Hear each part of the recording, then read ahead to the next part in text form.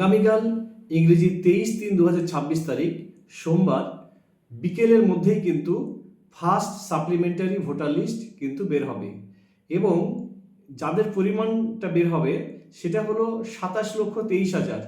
আর যদি কালকেরটি যদি যোগ করেন তাহলে কিন্তু প্রায় 30 লক্ষের কাছাকাছি কিন্তু বের হবে। তবে এই সাপ্লিমেন্টারি ভোটার লিস্ট যখন বের হবে তখন আপনাদের কিন্তু একটি দায়িত্ব আছে। দায়িত্বটা হলো যে আপনারা কিন্তু ভালোভাবে মিলিয়ে নেবেন সেই ভোটার লিস্টে থেকে যে আপনার নামটা বের হয়েছে কিনা। যদি দেখা যায় যে আপনার নামটা বেরিয়ে গেছে তাহলে তো খুবই ভালো কথা, আপনি একদম চিন্তামুক্ত হয়ে গেলেন। কিন্তু যদি দেখা যায় যে আপনার নামটা কিন্তু বের হয়নি, অর্থাৎ আপনি কিন্তু বাদ পড়ে গেছেন, তবে সেই ক্ষেত্রে যে আপনি যে বিরাট চিন্তা নেবেন তা নয়, তার জন্য রাস্তা আছে। যে রাস্তার কারণে আমি আজকে এই ভিডিওটি করতে বসেছি সেটি হলো, যদি দেখা যায় যে আপনার নামটা কিন্তু বাদ পড়ে গেছে তখন আপনি কি করবেন।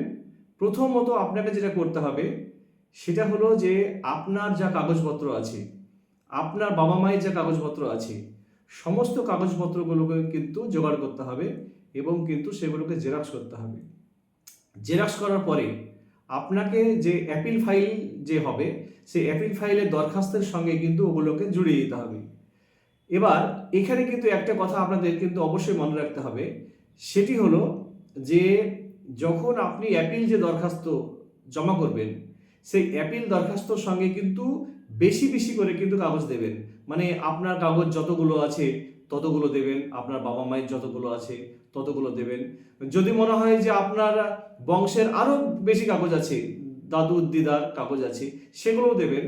সেগুলোও কিন্তু অ্যাপিল ফাইলের সঙ্গে কিন্তু জেরক্স করে গেঁথে দেবেন।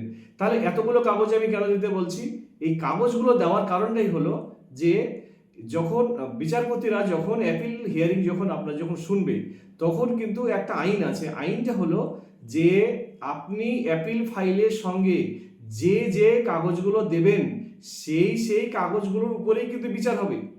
এইবার আপনি মনে করুন যে কিছু কাগজ দিলেন কিছু কাগজ দিলেন না, কিন্তু যখন হিয়ারিং যখন শুরু হয়ে যাবে তখন আপনি বললেন যে স্যার এই এই কাগজগুলো আমি দিতে ভুলে গেছিলাম, অথবা এই কাগজগুলো আমার আরও আছে। সেই ক্ষেত্রে কিন্তু বিচারক কিন্তু অ্যালাউ করতেও পারেন এবং অ্যালাউ কিন্তু নাও করতে পারেন। কিন্তু দেশের আইনটাই হলো যে সেই ক্ষেত্রে বিচারক যদি আপনার পরবর্তী সময় হিয়ারিংয়ের সময় আপনি যে কাগজগুলো দাখিল করছেন সেই কাগজগুলোকে যদি তিনি অ্যালাউ না করেন তাহলে কিন্তু আইনে কিন্তু আপনার কিছু করার নেই। সেই কারণেই বলছি যে আপনি যখন অ্যাপিল ফাইল করবেন তখন অ্যাপিল ফাইলের সময় কিন্তু আপনার কাগজ, আপনার বাবা মায়ের কাগজ, যদি সম্ভব হয় আপনার দাদাদের কাগজ, সমস্ত কাগজগুলো কিন্তু আপনি কিন্তু সুন্দরভাবে জেরক্স করে কিন্তু গেঁথে দেবেন। এইবার দ্বিতীয় নম্বর প্রশ্নটা আসছে যে আমি তো এগুলো করলাম, তাহলে এই অ্যাপিল ফাইলটা কোথায় করব। খুব সুন্দর একটা নিয়ম করেছে কমিশন এবং হাইকোর্টের তরফে। সেটা হলো যে আপনি যে এলাকায় বসবাস করেন সেই এলাকার এসডিও সাহেবের কাছে দাখিল করতে হবে, অথবা আপনি যে জেলায় বসবাস করেন আপনার এলাকার সেই ডিএম সাহেবের অফিসে গিয়ে জমা করতে হবে। তাহলে কি বললাম, দুটো রাস্তা বললাম। এক নম্বর রাস্তা এসডিও সাহেবের অফিসে আপনি সরাসরি দাখিল করতে পারেন, কিংবা আপনার জেলায় কিন্তু যে ডিএম সাহেব আছে তার অফিসে গিয়ে আপনি দাখিল করতে পারবেন। এই দুটো সুযোগ কিন্তু আপনার হাতে আছে।